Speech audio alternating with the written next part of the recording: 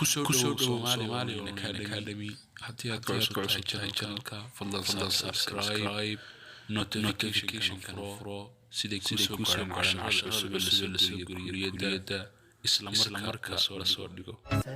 الرحمن الرحيم. السلام عليكم ورحمة الله تعالى وبركاته. Our lesson is about today lesson 20 in the restaurant. 10 كلمات حكو سابسن يعني lesson 20 و10 كلمات in the restaurant وهدheelka laga cunteeyo dhexdiisa. Waanigoo Khalid Cabdi halkan waa kuuliyada Somali Academy la soo 10 oo dhameystiran hadaba.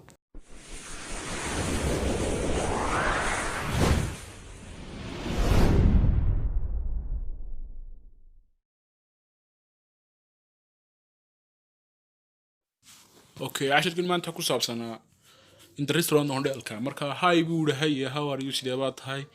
Fine fiican buu can I see meegi karaa menuga. Hello, hey, how are you? Sidee baad tahay? Fine fiican, can I see meegi karaa menu warqada cuntooyin ku qoran barayada please fadlan. Hi, how are you? Fine, can I see a menu please? Hi, hey, how are you? Sidee baad tahay? Fine fiican, can I see meegi karaa menu warqada cuntooyinka please fadlan.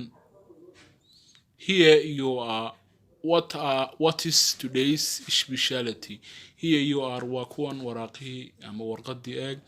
waa maxay badana su'aal buu weydiiyay what is today's specialty waa maxay cuntooyinka maanta yaala. waa maxay today's specialty cuntooyinka maanta khaaska ah ee yaala. What is today's specialty waa maxay cuntooyinka khaaska ee maanta yaala. Pasta and chicken buu yidhi. Yes, I will have a chicken. Pasta and chicken waxaa yaala baasto iyo digaag. Yes, waa yahay I will have waxaan qaadan doonaa chicken digaag baan qaadan doonaa. I will have a chicken waxaan qaadan doonaa digaag. Pasta and chicken. Yes, I will have a chicken.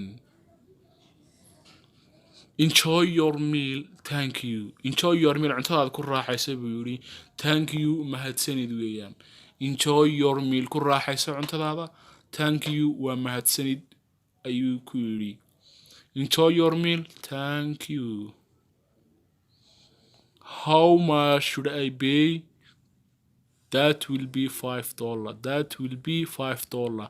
How much should I pay inta ayaan bixiyaa? That will be waxay noqon doontaa intaasi $5 $5. Wasalaamu calaykum waraxmatullaahi wabarakaatuh.